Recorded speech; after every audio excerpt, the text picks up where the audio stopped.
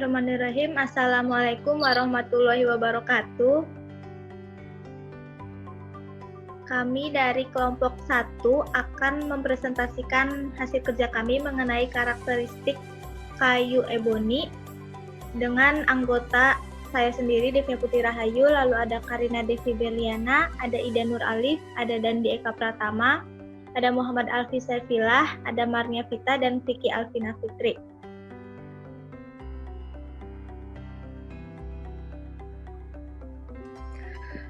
Untuk kayu eboni itu nama ilmiah kayu ini adalah Diospyros celebica, diturunkan dari kata celebes dari Sulawesi dan merupakan tumbuhan endemik daerah tersebut. Kayu ini biasanya terdapat di wilayah Sulawesi bagian selatan, Sulawesi Tengah, Sulawesi Utara, dan Gorontalo. Kayu ini berwarna coklat gelap, agak kehitaman atau hitam berbelang-belang kemerahan. Tinggi pohonnya bisa mencapai 20-40 meter dengan diameter hingga 100 cm. Lalu selanjutnya ada komposisi dari kayu eboni. Yang pertama yaitu selulosa dengan kandungan sebesar 46,5% yang berfungsi untuk memperkirakan besar rendemen pulp. Semakin besar kadar selulosa dalam kayu, maka akan semakin besar pula rendemen pulp yang akan dihasilkan. Sifat selulosa. Terdapat 4 sifat selulosa. Yang pertama yaitu dapat terdegradasi oleh hidrolisa, oksidasi, fotokimia maupun secara mekanis sehingga berat molekulnya menurun. Yang kedua, tidak larut dalam air maupun pelarut organik, tetapi sebagian larut dalam larutan alkali. Yang ketiga, dalam keadaan kering, selulosa bersifat higroskopis atau mudah menyerap dan melepaskan uap air, keras dan rapuh. Bila selulosa cukup banyak mengandung air, maka akan bersifat lunak. Jadi fungsi air di sini adalah sebagai pelunak. Yang keempat, selulosa dalam kristal mempunyai kekuatan lebih baik jika dibandingkan dengan bentuk amorfnya. Kemudian untuk senyawa yang kedua yaitu lignin. Nah, dalam kayu eboni ini, lignin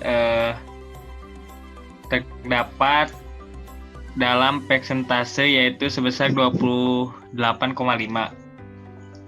Jadi ada 4 fungsi lignin dalam kayu eboni. Yang pertama itu, jadi lignin itu berperan sebagai pengikat antar sel lignin dengan yang lainnya. Kemudian yang kedua itu, di dalam sel lignin itu berasosiasi dengan selulosa dan hemiselulosa. Kemudian yang ketiga, keberadaan lignin di antara sel dan di dalam sel menyebabkan kayu menjadi keras dan kaku sehingga mampu menahan tekanan mekanis yang besar. Kemudian untuk fungsi yang terakhir yaitu lignin juga bertanggung jawab terhadap perubahan dimensi kayu akibat fluktuasi kadar air.